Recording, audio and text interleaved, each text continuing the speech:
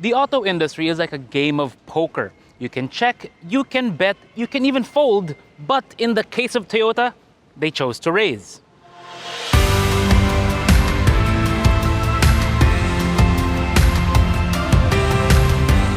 For the last 2 or 3 years, the small crossover market has been buzzing with a lot of new models like Coolray, Stonic, Tracker, and T-Cross all entering the market, offering a lot of value and a lot of style for the price. But Toyota has been strangely quiet. Now they want to throw down, which is why we have the Raize crossover. I mean, after all, Toyota did start the whole crossover thing in the 90s with the RAV4. But before we get into it, do me a favor and tap that like button and subscribe to our YouTube channel because we've got a lot of good content coming your way this year and we don't want you to miss anything and come along for the ride. Now, the Raize, it looks very young, very fresh, like it just got out of college and is ready to meet the working world. I mean, that's a target market Toyota has for the Raize anyway, which is why it has a lot of very modern, very nice details like the LEDs, the black grille. There's not much chrome here apart from the door handles, and this really nice color option. Toyota doesn't use this color very much, and it's nice that they went for it with the Raize. The Raize is a 5-door crossover SUV, so meaning 2 doors in front, 2 doors for the back, and then 1 more for the lift gate. Toyota didn't even try to make it look like a 3-door crossover by tucking in the door handles onto the C-pillars, but that's okay even though a lot of other automakers are doing that kind of style with their crossovers. In terms of dimensions, this one is just over 4 meters long. It's still very tiny, but that also means it's going to be very easy to park, especially with a rear view camera. Now, to put the dimensions in perspective, this one, well, you have the RAV4, and then you have Corolla Cross, and then you have the Raize.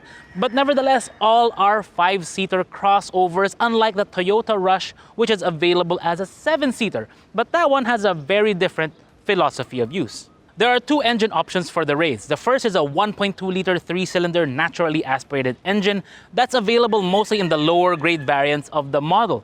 But this one, this is the top of the line model. So it's available with a 1-liter 3-cylinder turbo. Yes, Toyota is finally embracing the downsized turbo trend with the Raize. This one is mated to a CVT, and same with the 1.2-liter. It also has a CVT, but you can opt for a 5-speed manual if you so wish to shift yourself.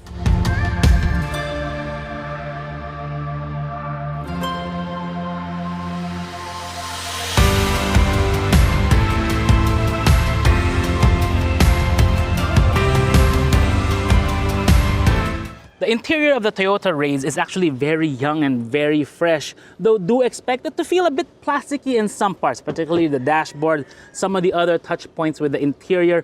I mean, this is an entry-level crossover after all, and that is to be expected. Even when I first previewed this vehicle at the 2019 Tokyo Motor Show, that was a prototype, and much of it carried over to the production model. But of course, being entry-level doesn't mean Toyota scrimped with the features. Actually, this is very fully loaded. Steering wheel audio controls, a digital cluster for this variant, a bigger touchscreen audio system with Apple CarPlay, Android Auto, Bluetooth.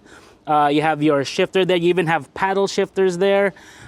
Traction control, power windows, power mirrors, you name it, including automatic climate control for this variant.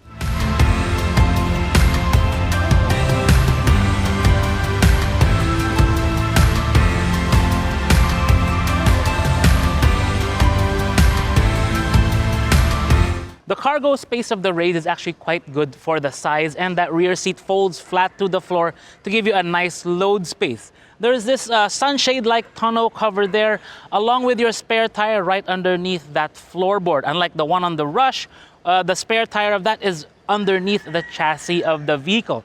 That's why the load space of the Raize is actually not that high. That brings me to an interesting point with the Raize and the Rush, because there is one neat little similarity between the two, even though mechanically they are totally different. I mean, the Rush is a front-engine, rear-wheel drive, much like a classic SUV with a semi-ladder frame. But this Raize is a front-wheel drive crossover. There is no option for all-wheel drive. The rear wheels are not being driven in this version. The similarity with the Rush and the Raize is with the origin. Both of these vehicles started out as Daihatsus, and both are made in Indonesia, just like the Wigo, the Fortuner, and the Avanza. As to what I think about the Raize, well, we'll have to save that for another time because our time with this vehicle is very, very limited because it's not on the market yet. Toyota hasn't launched it yet. But by the time you see this, this will already be in showrooms, and it will start at 746,000 for the base model, all the way up to 1,031,000 for this top-of-the-line turbo. Actually, you can even opt for another 5,000 more for the white pearl option. When we do get some proper seat time with the Raize, you will be the first to know, and we will put it through our full battery of tests from the comfort, the fuel economy, the performance, and the measurements inside, all that good stuff. We are already well beyond the point where we can go around the parking lot and call that a review. Now, do you think that Toyota did well with the all-new Raize? Did they just call what others are doing, or did they go all in? Let us know in the comments below what you think about this new crossover from Toyota. This is Vince of AutoIndustriya.com. Stay safe out there, guys.